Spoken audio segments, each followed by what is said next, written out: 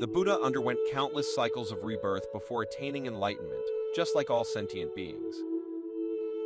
According to Buddhist philosophy, reincarnation has no beginning or end, and sentient beings are led by their karmic consequences from their past actions. No one knows where they come from or who they were in past lives, nor where they will go or what they will become in future lives. Only those who practice the noble path, such as the arhats, can escape the cycle of rebirth and gain insight into their past lives. Even when asked about the number of lifetimes the Buddha experienced, he did not provide a specific number, emphasizing instead that the number of lifetimes each individual undergoes is countless and beyond enumeration. These lifetimes are filled with challenges, and only a few individuals can transcend them. The Buddha stated that the lifetimes each individual experiences are so numerous that they are beyond calculation, whether they be hundreds, thousands, or hundreds of thousands. To illustrate this point further, the Buddha recounted a hypothetical scenario where 4 disciples each lived for 100 years and remembered 100,000 lifetimes each day. The vastness of these lifetimes underscores the difficulty of quantifying them. The Buddha reiterated to emphasize that the number of lifetimes each person undergoes is so vast that it becomes tedious, leading some to abandon the pursuit of liberation from the cycle of rebirth. Rebirth continues endlessly, with sentient beings transmigrating from one life to another along the 6 realms of existence: heaven, human, asura, animal, hungry ghost, and hell, according to Buddhist teachings. Except for enlightened beings who have transcended desire, most humans remain ensnared in the cycle of rebirth due to their attachment and desires. While they may reduce their attachment and desires to lead more peaceful lives, they still cannot escape the cycle of rebirth. However, they may be reborn into favorable conditions, reaping positive outcomes in their lives and contributing to the well-being of others. The Buddha's teachings and discourses often illustrate his past lives, demonstrating his compassion and altruism across various forms of existence.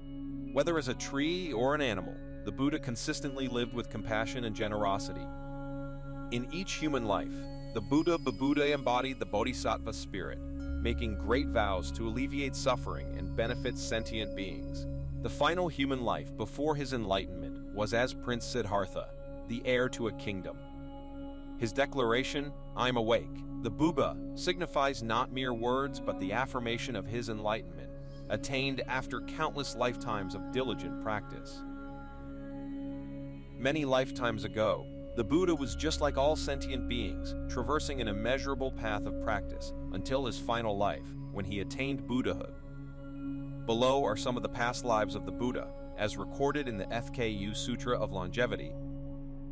During the Buddha's time, there was a Thai prince named Ph. Quang, who was a predecessor of the Buddha. This prince later renounced his royal status and became a monk, taking the name Yen Hu. However, at that time, this Yen Hu had not yet embarked on his monastic journey under the Buddha. Once, Yen Hu heard that the Buddha was preaching and decided to offer gold to make offerings along the way. On his journey, he encountered a young maiden carrying 7 lotus flowers, also on her way to make offerings to the Buddha. Yen Hu asked to buy the flowers to offer them to the Buddha, but out of kindness, the maiden gave him and accompanied him with 2 flowers each.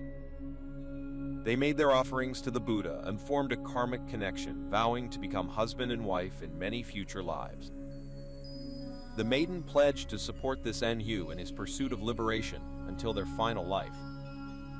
The Yen Hu later incarnated as Prince Tta, while the maiden became Princess Dula. When this Yen Hu attended a Dharma gathering and beheld the radiant countenance of the Buddha, he was deeply moved. He made a vow to follow the Buddha's teachings and attain enlightenment like him. After earnestly reaffirming his vow, the Yen Hu released 5 lotus flowers of his own and 2 from the maiden, offering them as homage to the Buddha. Miraculously, the 5 lotus flowers merged into a large lotus throne, while the maiden's 2 flowers formed a beautiful lotus, flying to the beautiful presence. The Buddha remarked that the karmic affinity behind these lotus thrones involves significant aspirations. The Yen Hu and the maiden then embarked on their spiritual journey under the guidance of the Buddha. In another instance, this Enhu heard that the Buddha was traversing a muddy path while preaching. Despite his efforts to build a road, there remained a small muddy section. The Enhu, along with his family, exerted themselves to construct the road, but time was insufficient, leaving a small muddy portion.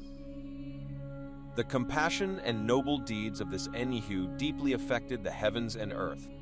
The heavenly beings, as described in the Sutra of Heavenly Blissful Questions, praised his virtues and benevolent acts.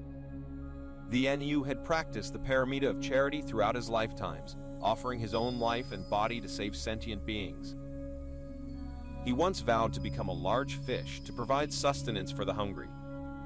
Upon completing numerous lifetimes of spiritual practice, this Enyu was reborn as the celestial prince of the heavens.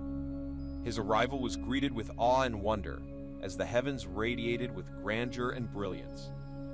Despite the celestial delights, this Enhu remained steadfast in his resolve, never losing sight of his ultimate aspiration as a bodhisattva.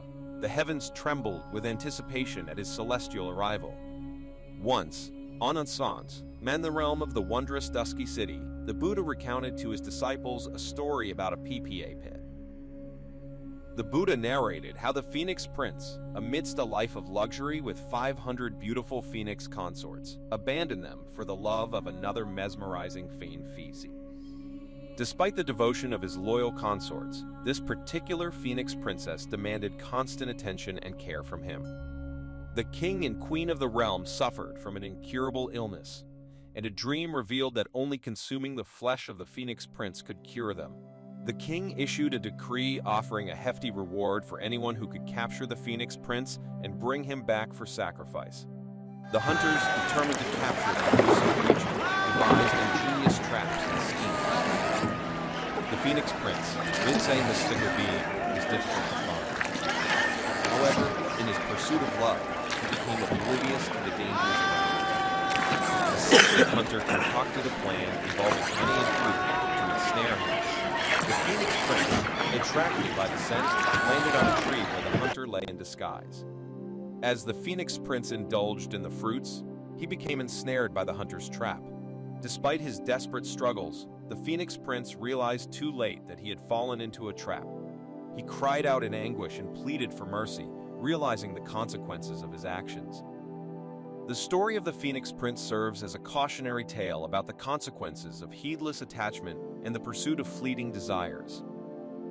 If you release me, I will show you a mountain of gold where you will become rich and prosperous.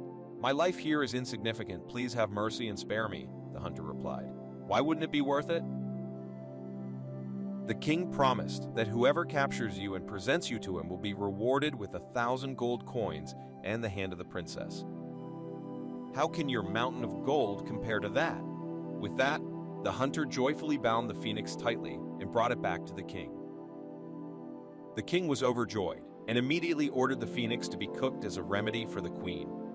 The Phoenix Princess said, I am willing to sacrifice myself to save the queen's life, but I have a miraculous spell that can cure the queen without the need for me to be consumed. If you believe me, please provide a bowl of water, and I will recite the spell into it. The queen only needs to drink and bathe in it, and her illness will be cured instantly. If not, then I accept my fate.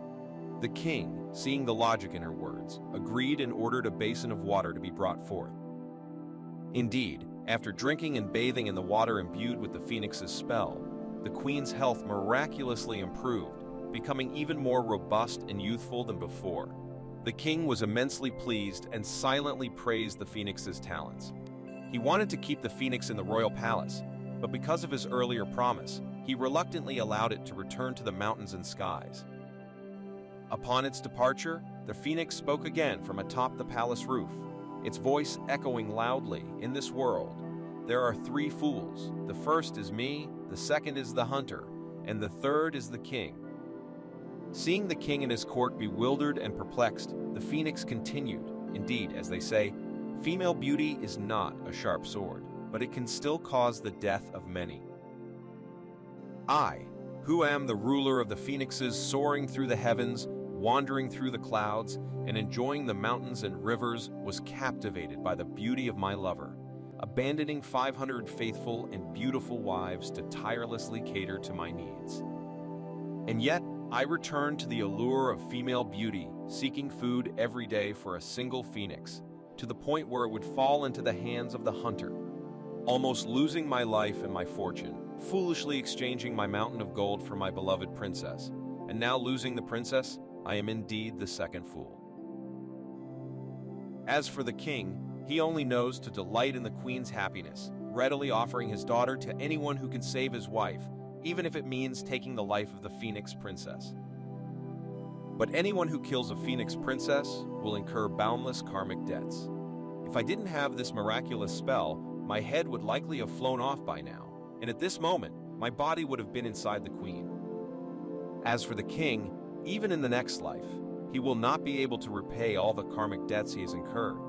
Is the king not also a fool, the third fool?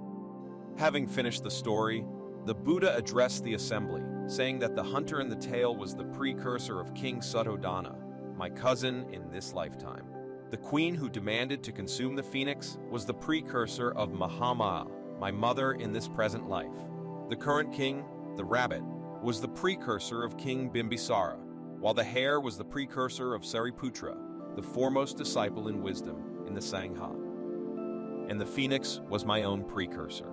Children, you see, it is solely due to being ensnared by sensual desires that I had to endure being reborn as a phoenix. If it were not for the Bodhi resolve to cultivate the Dharma, the compassionate vow to save sentient beings, there would not be the Buddha present among us today.